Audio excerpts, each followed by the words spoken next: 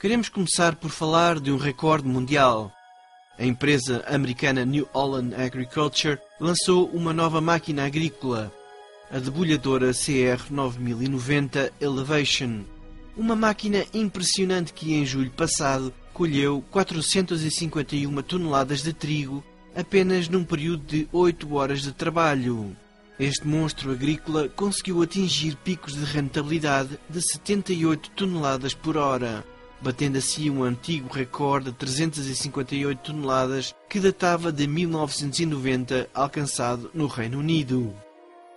Esta marca é tão impressionante se considerarmos que, a somar ao grão de trigo colhido, a CR Elevation colheu mais 445 toneladas de palha, prefazendo uma recolha total de 1014 toneladas num período de 10 horas de trabalho. É realmente espetacular ver uma máquina com semelhante desempenho.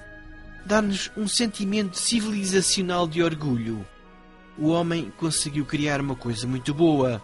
Rapidamente apetece-nos começar a fazer contas e pensar que com algumas máquinas destas em pleno labor, por este mundo fora, a fome, a pobreza, seria erradicada do mapa universal. De facto, seria possível se os dirigentes deste mundo efetivamente o desejassem. É esta realidade, ou a aparência de realidade e as suas contradições, que nos propomos analisar neste espaço. Que mundo poderíamos ter e que mundo temos de facto? Por outro lado, que filtros nos colocam à frente dos olhos e que nos impedem tantas vezes de ver estes tempos de forma clara e transparente? Para isso estamos aqui, para o ajudar a ver e a compreender os sinais dos tempos. Uma questão que nos colocamos é o porquê do mundo subdesenvolvido não se tornar de facto desenvolvido, em vez disso estar antes continuamente a marcar passo.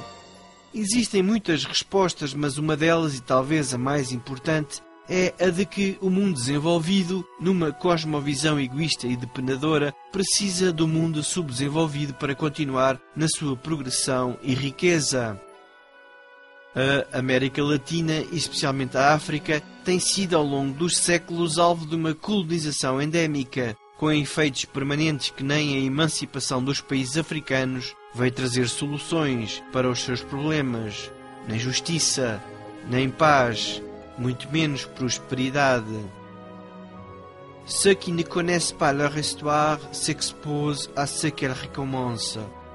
O escritor judeu Elie Wiesel, sobrevivente do Holocausto, reconhecia a importância de se conhecer a história, pois os que não conhecem a sua própria história correm o risco de a ver recomeçar.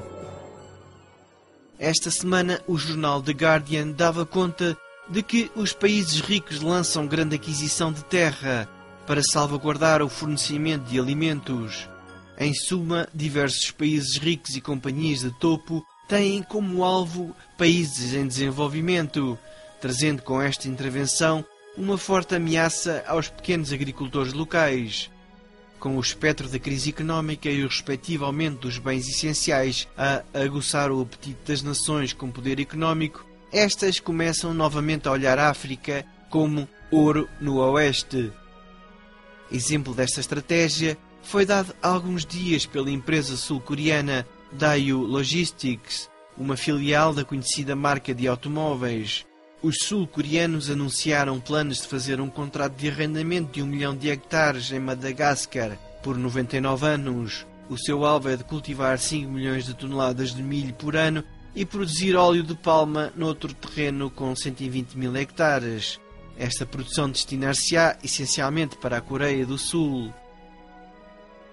Outros investidores nesta espécie de novo colonialismo são, por exemplo, a Abu Dhabi Fund for Development dos Emirados Árabes Unidos. Essa organização já adquiriu licenças de exploração no Sudão. O presidente deste país, Khalifa bin Zayed, adiantou que o seu país considera projetos agrícolas em larga escala no Cazaquistão, de forma a assegurar um estável fornecimento alimentar. Até a China, que apesar da sua imensidão territorial e de estar a braços com uma escassez de água notável, principalmente devido à sua sôfrega industrialização, começou a explorar terras no Sudeste Asiático. O Laos, entretanto, acaba de vender a alma de 15% da sua área cultivável, o que significa entre 2 a 3 milhões de hectares. A Líbia assegurou 250 mil hectares na Ucrânia e o Egito aponta as suas baterias na mesma direção. O Kuwait e o Qatar, duas nações também dependentes externamente de bens de primeira necessidade, têm estado no encalço dos melhores filões de terrenos de arroz no Camboja. Apesar de, à primeira vista, estes negócios parecerem interessantes e até serem considerados investimento estrangeiro, há quem veja este presente como um pacote bem embrulhado, mas cheio de veneno. A Oxfam é um grupo de ONGs que luta contra a pobreza e a injustiça. O responsável de pesquisa da Oxfam, Duncan Green, considera que, se esta fosse uma negociação entre iguais, poderia ser uma coisa boa, até poderia trazer investimento, preços estáveis e previsão de estabilidade no mercado. E adianta: o problema é que nesta luta pelo solo não vejo lugar para os pequenos agricultores.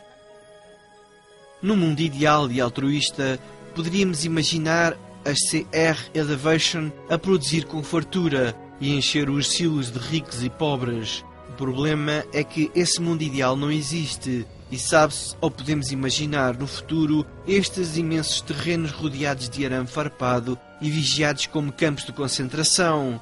Só que os nascidos naquelas terras férteis e seus legítimos herdeiros estarão provavelmente do lado de fora da cerca e provavelmente também a definhar de fome.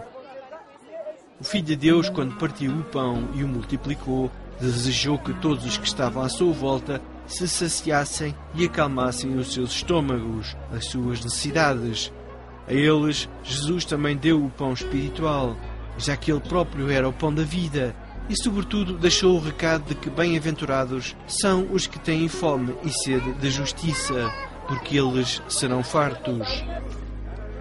A fome é transversal à história do homem e nestes tempos modernos de espantosa tecnologia é incrível pensar que o espectro da fome estará ainda presente e cada vez mais.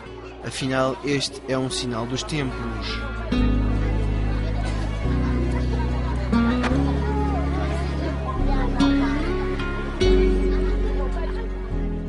Sinais dos tempos. Uma análise aos acontecimentos globais. Uma referência ao texto bíblico sobre o fim dos tempos. Crónica semanal de opinião com Orlando Esteves.